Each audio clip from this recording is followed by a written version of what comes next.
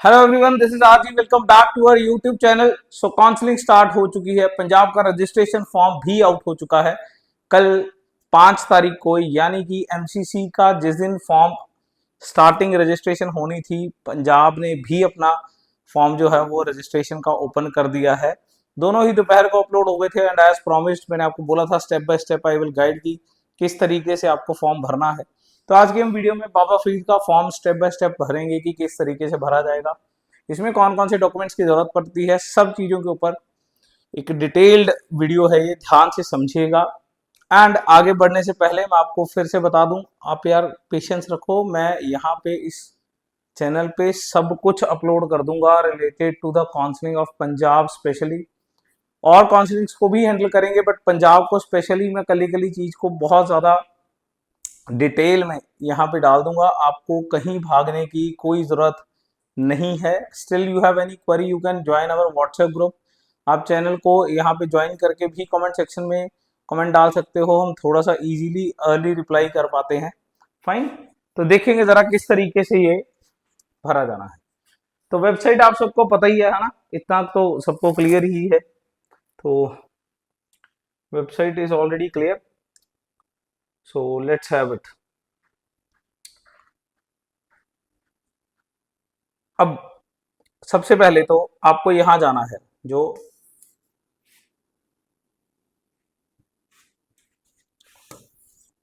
5/8/2026, click here to apply for the admission. Clear, आप prospectus पढ़ सकते हो पूरे का पूरा, वरना मैं आपको सारी बातें बता दूंगा। सीट मैट्रिक्स हमने कल की वीडियो में पढ़ लिया था, क्लैरिटी है, एंड शेड्यूल उससे पिछली वीडियो में पढ़ा हुआ है। तो सारे नोटिफिकेशन हमारे ऑलरेडी डन है, कट ऑफ हम ऑलरेडी डिस्कस कर चुके हैं। चलिए, तो सबसे पहले जब हम इस पर क्लिक करेंगे, click here to apply online for the MBBS PDS admission, हम इस पोर्टल पे पहुंच जाएंगे। बिल्कुल क्लियर। तो जब आप इस पोर्टल पे पहुंच जाओगे, सबसे पहले यहाँ पे क्लिक करना है न्यू रजिस्ट्रेशन। क्लैरिटी है। अब ये वाली चीजें आ गई हैं आपके पास। तो यहाँ पे एक सबसे पहले तो एज क्राइटेरिया बताया हुआ है। कैंडिडेट की जो एज है वो 31 दिसंबर 2026 तक 17 कंप्लीट हो जानी चाहिए। क्लियर, या फिर डेट ऑफ बर्थ के हिसाब से बताया हुआ है कि वो 1/1/2010 के बाद का बॉर्न नहीं होना चाहिए। क्लियर। उसके बाद रजिस्ट्रेशन फॉर्म के बारे में बताया हुआ है। जनरल कैटेगरी के लिए और एनी अदर कैटेगरी के लिए ये 5900 है, जबकि एससी के लिए ये 2950 है। क्लियर। तो फॉरगॉट पासवर्ड बताया हुआ है कि आप कर सकते हो अगर आपके पास पासवर्ड भूल गए हो तो, ठीक है ना। फोटोग्राफ्स के बारे में बताया हुआ है कि कौन कौन सी 25 KB की चाहिए, वो हम आगे जाके डिटेल में पढ़ लेंगे। प्रिंट एप्लीकेशन के बारे में बताया हुआ है। देन इस पे क्लिक करेंगे, इस जगह पे क्लिक करेंगे, प्रोसीड नेक्स्ट। लॉक होने के बाद ही प्रिंट हो सकता है एंड लॉक अभी नहीं होगा, पंजाब का फॉर्म ऑटो लॉक होता है। क्लियर है। तो प्रोसीड नेक्स्ट करेंगे। चलिए, सबसे पहले ये खुलेगा आपके पास। तो यहाँ पे आप अपना नीट का रोल नंबर डालेंगे एंड अपना एप्लीकेशन नंबर डालेंगे एंड फिर यहाँ पे क्लिक करेंगे। तो आप देखोगे ये वाला, ये वाला, ये वाला, ये वाला, ये वाला, ये वाला और ये सारे अपने आप भर जाएंगे, ऑटोफिल हो जाएंगे ये जब आप सर्च रिजल्ट करोगे तो। क्लियर। उसके बाद ये है सबसे मेन चीज, that is category. Category default यहाँ पे 11 जनरल कैटेगरी लिखा हुआ होता है और बहुत सारी कैटेगरीज हैं, जैसे ये देखिए 11 general category, scheduled caste 12, backward classes 13, backward area 14, border area 15, person with disability 16, sports person. तो ये बहुत सारी कैटेगरीज हैं, आप चूज कर सकते हो। पंजाब में 15 से भी ज्यादा कैटेगरीज हैं। क्लियर, मैंने और नीचे तक मेंशन करी हुई है ये। क्लियर। तो ये इनमें से जो भी आपकी कैटेगरी है आप चूज कर सकते हो। ईडब्ल्यूएस जो है बिल्कुल लास्ट में आएगी 36 नंबर। फाइन, तो कैटेगरी सिलेक्ट हो गई है। आप 4 कैटेगरी सिलेक्ट कर सकते हो यहाँ पे। फाइन, नेक्स्ट मिनॉरिटी स्टेटस, अगर आप एप्लीकेबल है तो बता दीजिए कौन सी, अदरवाइज नॉन एप्लीकेबल आ जाएगा यहाँ पे। डेट ऑफ बर्थ डालनी है, ऑब्वियसली आपका जेंडर डालना है, परमानेंट एड्रेस कॉरस्पॉन्डेंस एड्रेस डालना है, स्टेट डालनी है एड्रेस की, एंड ये बहुत ही इजी प्रोसेस है। आपका फोन नंबर, आपकी मेल आईडी, आपका 10th का रोल नंबर, सॉरी 12th का रोल नंबर और आधार कार्ड नंबर, ये बेसिक डिटेल्स हैं आपके पास हैं सारी की सारी। 12th के फिजिक्स के मार्क्स केमिस्ट्री के मार्क्स, बायोलॉजी के मार्क्स, 11th के +1 के केमिस्ट्री फिजिक्स के मार्क्स, केमिस्ट्री के मार्क्स एंड बायोलॉजी के मार्क्स। एंड इस बार ये ऑप्शन दिया हुआ है, देखिए +1 के मार्क्स जो है वो ऑप्शनल लिखे गए हैं यहाँ पे, ये पहले कॉलम में नहीं हुआ करता था। तो और उसके बाद 12th का एजुकेशन बोर्ड जो भी है आपका, यहाँ पे by default Punjab school education board आता है, आप इससे चेंज कर सकते हो सीबीएसई वगैरह। उसके बाद ये सबसे मेन है, यहाँ पे ध्यान देंगे, name of the state of class 11th, class 11th कहाँ से पास करी गई है उसकी स्टेट मेंशन करनी है, यानी कि पंजाब आएगा यहाँ पे, या कोई भी मतलब अगर जो भी आपका स्टेट है, ठीक है ना। तो यहाँ पे अगर आपका पंजाब नहीं है तो नहीं पंजाब करना भाई, जिसका जो है वो, ठीक है ना, यहाँ पे फिल करेंगे। और आपका बर्थ कहाँ का है वो यहाँ पे मेंशन करना है। क्लियर है नाउ। अब इसमें ध्यान देने लायक एक बात है छोटी सी, ध्यान से देखेंगे जरा, मैं थोड़ा सा जूम कर लूँ, यस यहाँ पे आ गया हमारे पास। ये हमने स्टेट भर दिया 11th के एग्जाम की, 12th के की, और हमारा बर्थ स्टेट। देखो यहाँ पे ये वाली जो चीज है ना, are you permanent residents of Punjab as per the clause 11D, अगर आपने यहाँ पे पंजाब पंजाब पंजाब ही भरा, ये ऑटो सिलेक्ट ही हो जाएगा। इन केस जैसे मेरे पास एक केस मतलब मैंने देखा हुआ है जिसमें 11th, मान लीजिए 11th 12th कहीं और से करी हुई है, मान लीजिए उत्तराखंड से है या उत्तर प्रदेश से है, बर्थ सर्टिफिकेट जो ये बर्थ जो है वो मान लीजिए राजस्थान का है, ठीक है ना, वो बच्चा यहाँ पे क्या करेगा।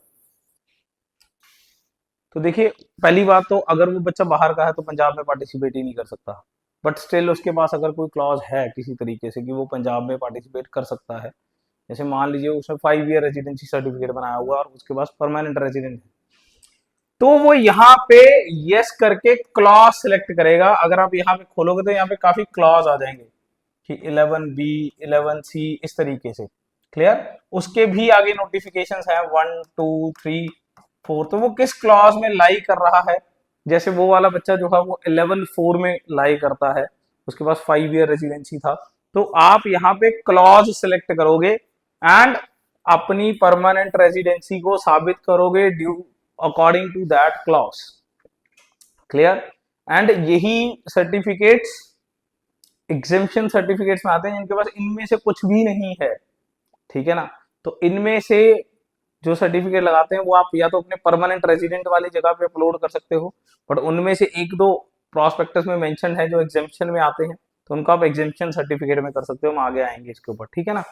तो यहाँ पे कंपलसरी स्वान सर्टिफिकेट अपलोड करना है। अब इसके लिए बड़ी चर्चाएं हैं, तो मैं आपको बता दूं स्वान सर्टिफिकेट ये होता है कि हम किसी और स्टेट की स्टेट कोटा सीट को नहीं ऑप्ट करेंगे। देखो स्टेट कोटा सीट का मतलब हम जो दूसरी स्टेट्स की ओपन सीट्स हैं मैनेजमेंट सीट्स उनके लिए ऑप्ट कर लेते हैं बच्चे और कर सकते हैं, बट स्टेट कोटा सीट्स यानी कि उनकी जो गवर्नमेंट सीट्स हैं यानी कि वहां पे भी अपना डोमिसाइल सिद्ध करके वहां के गवर्नमेंट कॉलेजेस को नहीं लेंगे। हाँ, हम ऑल इंडिया के थ्रू उनके 15% कोटा की सीट्स एमसीसी के थ्रू ले सकते हैं, इसमें कोई इशू नहीं है। तो ऐसे स्वान में कोई दिक्कत नहीं है।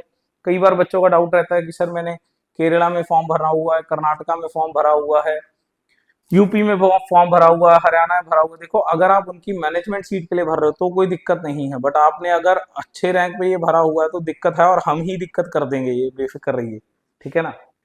ध्यान रखिए हमने लास्ट ईयर्स में भी बहुत बार बच्चे इस तरीके से डिवार कराए हैं। तो दो स्टेट्स का डोमिसाइल यूज नहीं करना है, आप दो स्टेट्स का डोमिसाइल होल्ड कर सकते हो बट यूज कोई एक ही डोमिसाइल करना है। क्लियर। तो कैसे डिवार होता है ये हम फर्दर वीडियोस में समझेंगे। और दूसरी बात स्वान दो तरीके का फॉर्मेट है, ऑल्दो इस बार जो फॉर्मेट्स आए हैं बाबा फरीद के द्वारा बड़े ही गंदे फॉर्मेट है, बहुत सारी गलतियां हैं उसमें। स्वान में क्या है कि दो है, एक माइनर है एक मेजर है। अगर बच्चा 18 माइनस है एज में तो उसके पेरेंट्स द्वारा स्वान सर्टिफिकेट दिया जाएगा और वो माइनर वाला उसे अपलोड करना है, बट उसमें भी एक इशू है कि जो फोटो है वो नहीं बताएगी, बिकॉज सारा फॉर्म जो है वो पेरेंट द्वारा भरवाया गया है, तो फोटो जो है वो मेंशन नहीं करेगी है कि किसकी लगानी है, पेरेंट की या बच्चे की, तो वो वहां मेंशन होना चाहिए था। ऑल दो मतलब पूरा फॉर्म पेरेंट का है तो लगता है कि फॉर्म पिक जो है वो पेरेंट की होनी चाहिए, बट पेरेंट्स की फोटो का कोई ज्यादा काम नहीं है इसमें, मतलब बच्चे का ही होना चाहिए। तो this will be cleared by Baba Farid and उस हिसाब से मैं इसे व्हाट्सएप के ग्रुप में डाल दूंगा क्लियर करने के बाद मॉर्निंग में, ठीक है ना। दूसरी चीज है, जो मेजर वाला बच्चा है यानी कि जिसकी एज 18+ है, उसका कोई इशू ही नहीं है, वो अपना फॉर्म फिलअप करना शुरू कर सकता है, बिकॉज वो अपनी ही पिक लगाएगा वहां पे और पूरा फॉर्म फिल कर लेगा। क्लियर। एंड सबसे बड़ी बात, इसे नोटराइज नहीं कराना है, नहीं कराना है, वो सेल्फ अटेस्टेड चाहिए, उसे नोटराइज नहीं कराना है। स्वान का मतलब ही सेल्फ डिक्लेरेशन होता है। द मीनिंग ऑफ स्वान इज सेल्फ, अरे यार ये लिखा हुआ है, हमें कोई नोटराइज नहीं कराना है इसे। क्लियर। नेक्स्ट, तो टिक करेंगे एंड देन यहाँ पे लिखा हुआ है, शो नहीं हो रहा कि आपके पास वोटर आईडी है कि नहीं है, तो आप बता दोगे यस और नो जो भी है, and then will proceed. Clear. Next, फिर से आप इस पोर्टल पे आ जाओगे, बट आप देखोगे यहाँ पे ग्रीन हो रखा है, यहाँ पे ध्यान रखेंगे, यहाँ पे ग्रीन हो रखा है। Then photo upload is the next criteria. यहाँ पे अगर आप ध्यान दोगे तो फोटो अपलोड के लिए यहाँ जाएंगे, अपलोड फोटो। चलिए, तो अपलोड फोटो में आपको सबसे पहले तो ये ध्यान रखें, photo must be white background and उस पे नेम प्रिंटेड होना चाहिए फोटो के बॉटम पे। क्लियर। तो जो भी आपकी यहाँ पे फोटो है भाई, याद रखें उसमें नेम हो आपका, ठीक है ना। फाइन। फोटो जो है वो 25 KB से कम साइज की होनी चाहिए, इमेज फॉर्मेट में होनी चाहिए। यहाँ चूज फाइल करेंगे, अपलोड करेंगे, देन सिग्नेचर अपलोड करेंगे, वो भी 25 KB से कम चाहिए, और लेफ्ट हैंड का थंब इंप्रेशन चाहिए, सिर्फ ये लेफ्ट हैंड का थंब इंप्रेशन चाहिए, सिर्फ ये चाहिए। क्लियर। तो ये तीन ही चीजें हैं इस पेज पे। नेक्स्ट, अब इसके बाद अगर हम देखेंगे तो आप वापस से इसी पेज पे रीडायरेक्ट हो जाओगे और यहाँ जाओगे अदर डॉक्यूमेंट्स में। क्लियर। अदर डॉक्यूमेंट्स में अगर हम ध्यान से पहले तो नोटिस पढ़ लेते हैं। Please upload the following documents should be legible.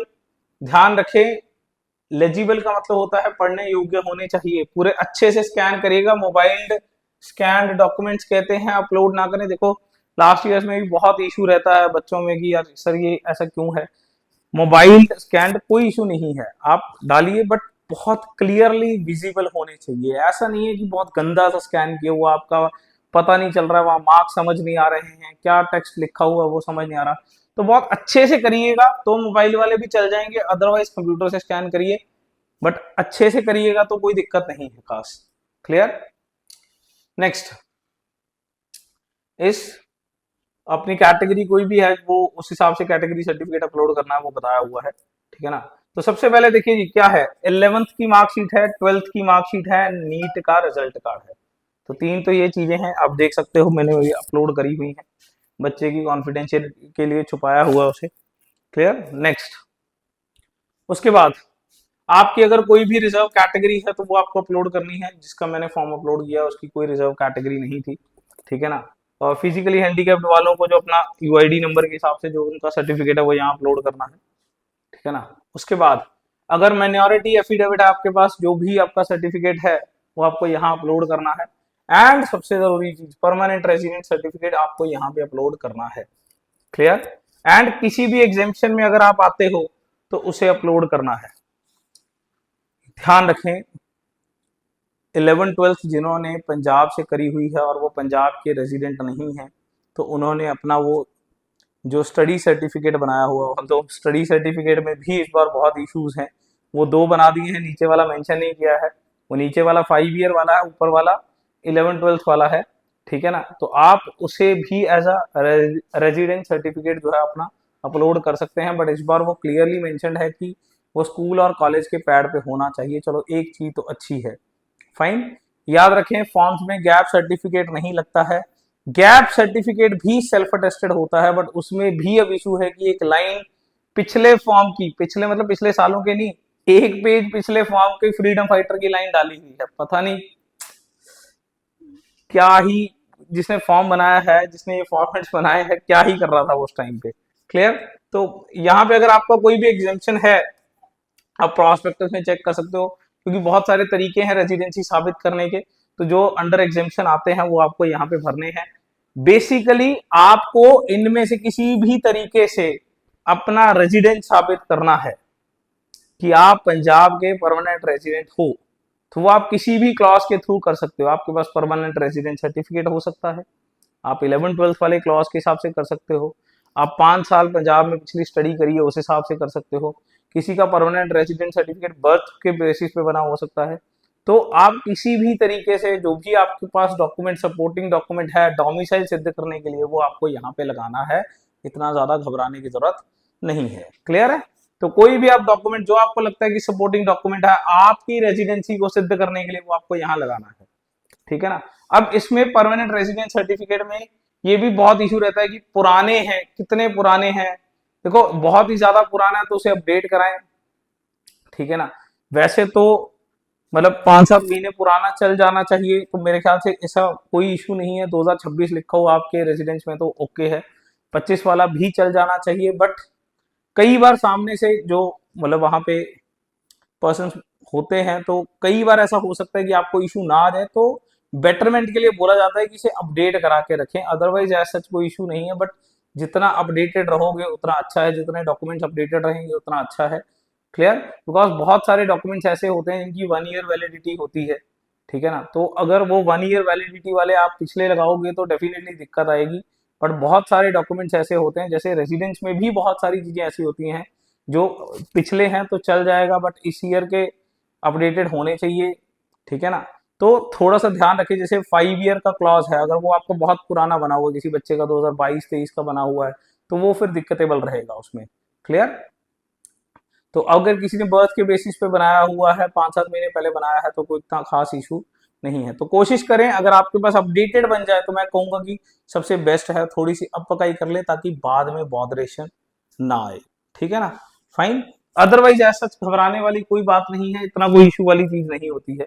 Next, उसके बाद 10th का सर्टिफिकेट लगाना है फॉर एज प्रूफ। ठीक है ना? एंड लास्ट में स्वॉन डिक्लेरेशन, ये अपने आप आ जाएगा, इसमें कोई इतना खास इशू नहीं है। ठीक है ना? ये मैंने नहीं करा हुआ, कर दिया होगा पहले, पिक ले ली होगी। ठीक है ना? फाइन। तो नेक्स्ट, उसके बाद आप यहाँ पे फिर से पहुंच जाओगे और यहाँ पे है बैंक डिटेल्स। तो अगर आप जाओगे आगे, ये है बैंक डिटेल्स। अब यहाँ पे कई बच्चे पूछ रहे हैं कि सर जो बैंक डिटेल्स है वो बच्चे की ही भरनी है क्या, कैंडिडेट की? नहीं। देखो बैंक डिटेल्स क्यों मांगी जाती है, पहले तो ये प्रोसीजर समझिए। In case of any refund, मान लीजिए आप सेमी से गवर्नमेंट में शिफ्ट हो गए हो, इन दैट केस भी आपका रिफंड आना है। मैनेजमेंट से सेमी शिफ्ट हो गए हो तो भी आपका रिफंड आना है। इन केस आपको सीट नहीं मिल पाई है, तो जो आपने सिक्योरिटी डिपॉजिट किया है वो आपका रिफंड आना है। तो वो किस अकाउंट में आना है, ये उसकी डिटेल्स है। तो ये आपके पेरेंट्स की भी हो सकती है, इसमें कोई इतनी ज्यादा खास दिक्कत नहीं है। उसका चेक डालेंगे so that account number verify किया जा सके in case of any conspiracy. Otherwise ये डिटेल यहाँ डालनी है और यहाँ अपडेट करना है। फिर यहाँ पे वो जो चेक का या पासबुक का फोटोग्राफ है वो यहाँ पे अपलोड कर देना है। क्लियर? सारे डॉक्यूमेंट्स जो है वो 500 केबी से कम होने चाहिए। फिर आप यहाँ आ जाओगे। क्लैरिटी है? नहीं, यहाँ आ जाओगे। फाइन। अब यहाँ पे ये आपका ग्रीन हो जाना चाहिए, मेरा नहीं हुआ था, बट 10-15 मिनट बाद ये अपने आप हो गया था। कोई ज्यादा घबराने वाली बात नहीं है। जब मैंने सारे डॉक्यूमेंट्स अपलोड कर दिए हैं तो ये अपने आप ग्रीन हो जाएगा, इसमें इतनी कोई खास बड़ी बात नहीं है। बट ध्यान रखिएगा ये ग्रीन हो जाए आपका। क्लियर है? ये मेरा 10-15 मिनट बाद ग्रीन हुआ था, बिकॉज मैं काफी जल्दी मैंने फॉर्म भर दिया था, तब शायद वेबसाइट में कुछ दिक्कत होगी, बट बाद में ये ग्रीन हो गया था। उसके बाद पे फीस करना है, because fees verification is the third step. पे फीस करके ये मेरा इस तरीके से आ गया था। क्लियर? 10 मिनट बाद ये भी हो गया था, वो मेरे पास पे की यहाँ पे लगाई नहीं हुई है। Clear? So this is the whole thing, जो भी सारी की सारी इसके लिए चाहिए। तो आपका फॉर्म जो है रजिस्टर हो जाएगा। हाँ, इसमें एक चीज है, लॉक एप्लीकेशन। पंजाब में फॉर्म लॉक नहीं करना होता, ये ऑटो लॉक हो जाएगा, उसके बाद प्रिंट कर सकते हो आप एक पर्टिकुलर स्टेपुलेटेड पीरियड के बाद, जो कि 10 तारीख है। क्लियर? इसके रिगार्डिंग अगर आपका कोई भी डाउट पेंडिंग है तो आप कमेंट सेक्शन में लिख सकते हो। फॉर्म भर दीजिए 1-2 दिन में बड़े आराम से, कोई जल्दीबाजी वाली बात नहीं है। आप संडे तक आराम से भरिए, इसमें ऐसा कुछ नहीं है जो पहले फॉर्म भरे उसे पहले सीट मिलनी है। फाइन, ऐसा कुछ नहीं है। लास्ट डे तक मत रखिएगा, संडे से पहले पहले कंप्लीट कर लीजिएगा, संडे या संडे से पहले तक कंप्लीट कर लीजिएगा। ठीक है ना? किसी की कोई भी क्वेरी है तो कमेंट सेक्शन में लिख सकता है। हमारा व्हाट्सएप का ग्रुप ज्वाइन कर सकता है, बच्चे उसमें खुद में क्वेरीज डाल के डिस्कस करते रहते हैं, अच्छा लगता है। फाइन। तो थैंक यू सो मच। जुड़े रहिए, सबका सब कुछ, पूरे का पूरा प्रोसीजर जो है